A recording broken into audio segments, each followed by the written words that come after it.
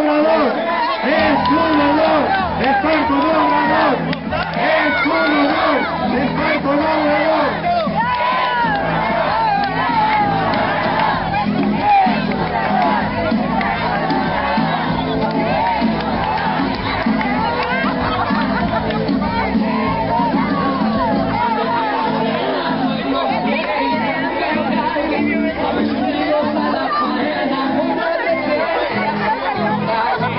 Por favor.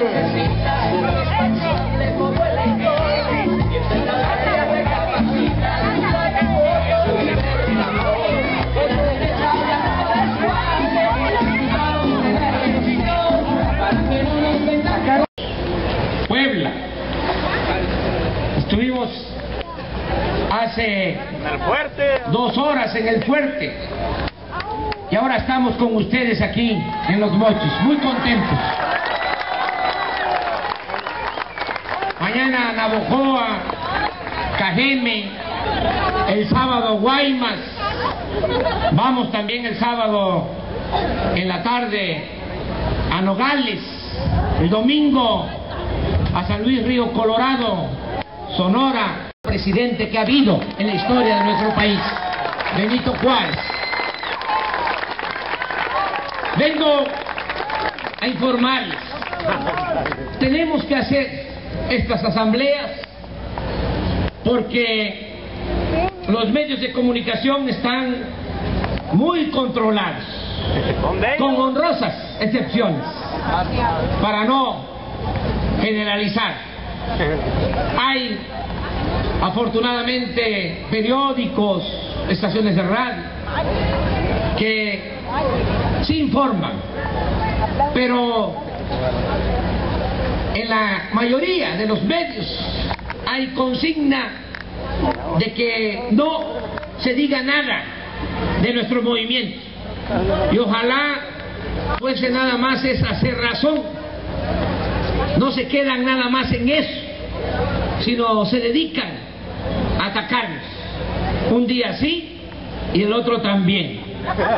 Por eso tenemos que informar, para que todos sepamos cuál es el objetivo de este movimiento y cuál es la estrategia, el camino que se está tomando, que se está siguiendo para lograr ese propósito.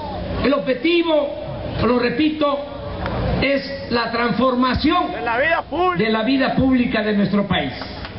Eso lo vamos a estar diciendo, porque no se trata de la lucha de siempre, no es el quítate tú porque quiero yo, no es la ambición al poder por el poder, mucho menos la ambición al dinero. Lo que queremos es la transformación de la vida pública de México. Para que se entienda bien, debemos de pensar que solo han habido 3 grandes transformaciones en la historia de nuestro país.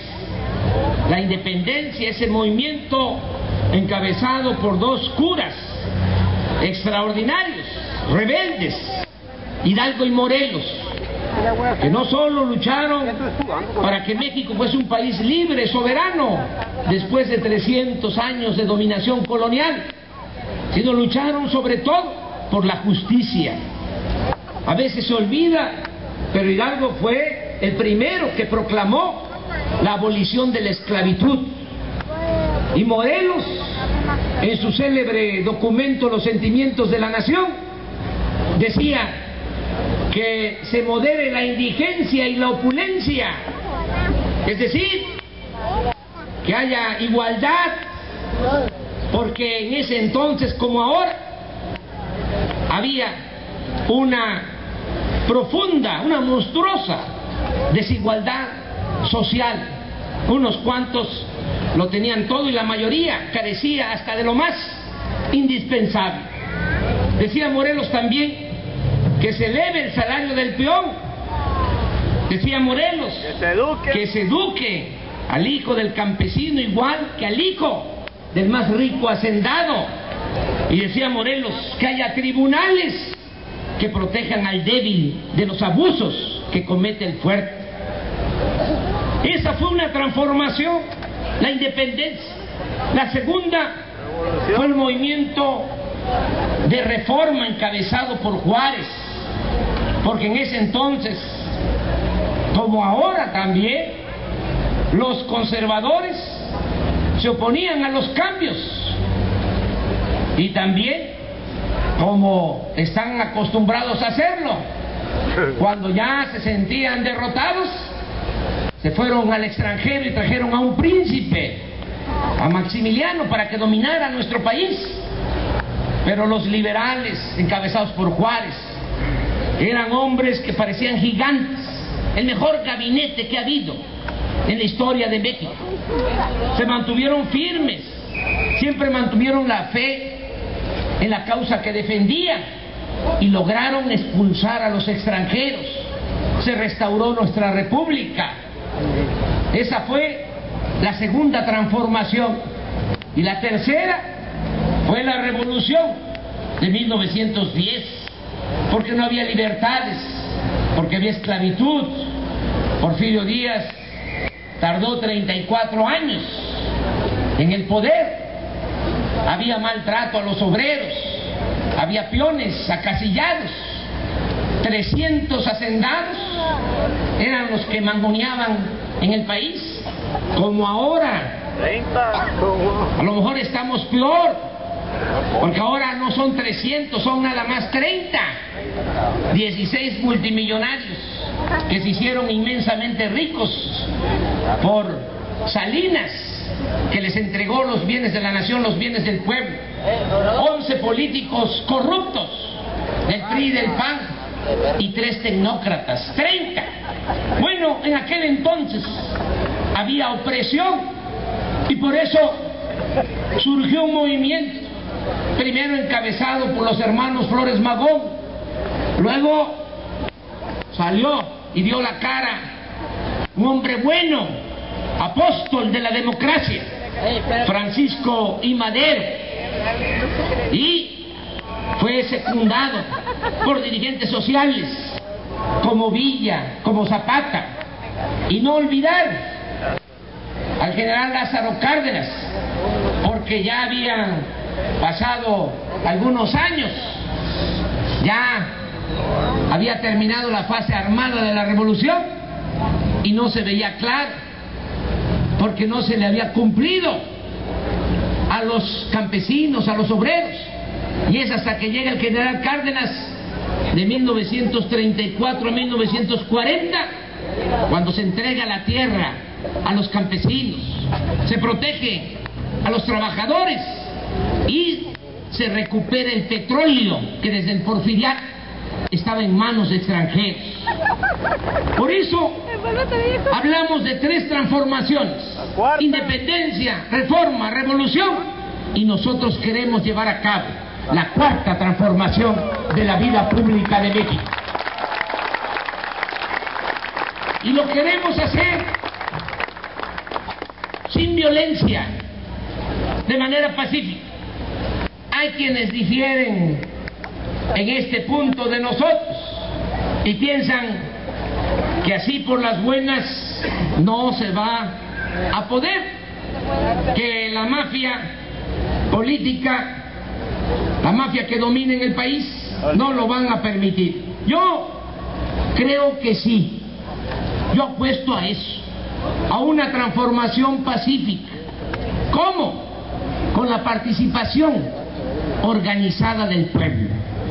Solo el pueblo puede salvar al pueblo, solo el pueblo organizado puede salvar a la nación. Para eso necesitamos participar todos, hacer mucha labor. Esta gran tarea de transformar al país no es cosa de un solo hombre, no se puede realizar con un puñado de dirigentes, se requiere de la participación de todo el pueblo y se requiere de la participación de todos los sectores productivos, de todas las clases sociales. Se requiere de la unidad del pueblo para lograr la transformación del país. Les estamos pidiendo que nos apoyen como protagonistas del cambio verdadero. ¿Qué es un protagonista del cambio verdadero? Es una mujer, es un hombre consciente que hace falta un cambio, un hombre, una mujer consciente de que debemos entre todos sacar adelante al país. ¿Qué tiene que hacer un protagonista del cambio? ¿Cuál es su tarea? Si se trata de una jefa de familia, un jefe de familia, entre los familiares, convencer a 5 ciudadanos más. Esa es la tarea. Queremos para finales de este año, para diciembre, llegar a 4 millones de protagonistas del cambio verdadero, para que si cada uno convence a 5, podamos contar con 20 millones de ciudadanos y así lograr la transformación de la vida pública de nuestro país. A competir con los productores del extranjero, si ellos reciben subsidio de sus gobiernos. ¿Y los pescadores qué hacemos? Los productores del extranjero tienen créditos baratos. Y lo mismo, el caso de los pescadores que están en el abandono. Todo lo que tiene que ver con la actividad productiva se tiene que apuntalar, se tiene que apoyar. ¿Qué otra cosa se va a hacer? Pues ya no vamos a seguir vendiendo petróleo crudo, materia prima, al extranjero y comprando gasolinas. Eso es un absurdo. Miren, vendemos petróleo crudo y estamos comprando la mitad de las gasolinas que consumimos.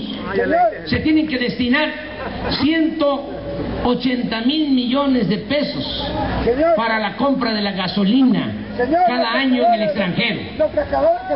Ya hablé de los pescadores. ¡Arriba los pescadores! No vamos a seguir vendiendo petróleo crudo, materia prima. Vamos a darle valor agregado a la materia prima. Aquí se va a refinar en nuestro país el petróleo para producir las gasolinas. Vamos a construir 5 grandes refinerías. También hacer una auténtica reforma educativa. Me dicen los periodistas de manera muy puntillosa, sobre todo los que están vendidos o alquilados a la mafia del poder, me interrogan y me dicen, a ver, pero díganos qué va a hacer en materia educativa. Digo, tranquilízate, serénate, te lo voy a decir rápido. ¿Qué vamos a hacer? Lo primero es que ya el Bester Gordillo no va a manejar la educación pública en nuestro país. Eso es una vergüenza de la fuerza bruta del ejército. Dominan porque tienen el control casi absoluto de los medios de comunicación y ellos administran la ignorancia en el país. Porque si fuese nada más la necesidad de la gente, bueno, les quitarían todo. Les dirían, sí, hombre, no te preocupes, cuenta con mi voto. Les quitarían las despensas, el dinero, y a la hora de votar, votaría la gente de acuerdo a lo que le dictara sus conciencias, pero no es así.